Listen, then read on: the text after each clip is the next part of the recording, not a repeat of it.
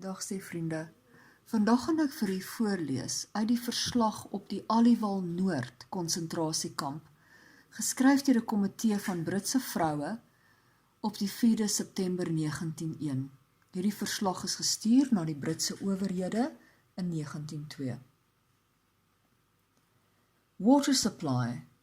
No water of any kind is brought into this camp. The tents are pitched on a slope leading down to the rivers, and all water used for drinking or washing has to be carried in pails up the steep banks. There were no water tanks or water carts. Careful people boil the water, but the great majority drink it unboiled and unfiltered with all it contains.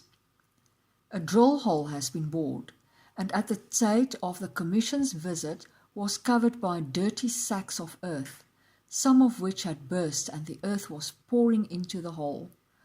A pump and engine are to be fitted to this pump water to a high level to supply the camp by gravitation.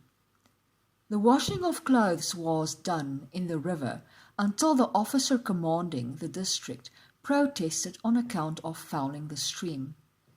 The washing is now done in pails and tubs upon the river bank and as close to the river as possible.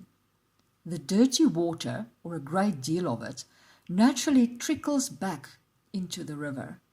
A new system is in preparation. 10 tanks have been erected on a scaffolding, and a small engine will pump the water up from the river.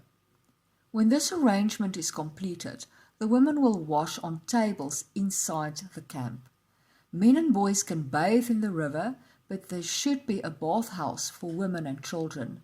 This should be supplied at little expense when the tanks just mentioned are in order. The water from the bathhouse and washing place should be utilized to water young trees and not be allowed to run back to the river. Latrines and disposal of refuse. The latrines are on the trench system, but no dry earth for throwing in had been provided, and only in one was there any sign of the use of chloride of lime or other disinfectant. The smell was abominable. In some cases the latrines were extremely dirty. There were 5 men latrines of 3 divisions, or 1 to 39 men, and 7 women and children's latrines, or 1 to 177 women and children, or, reckoning private latrines, of which there were 27 kept locked, the proportion was 1 to 84 women and children, and 1 to 16 men. There are no low seats for children. The supply for women and children is very insufficient.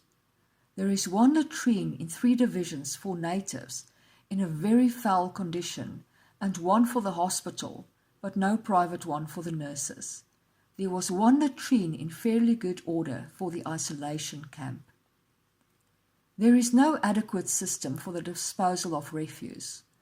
Wet refuse is thrown out on the ground of the camp, and dry refuse accumulates in small dust heaps all over the camp,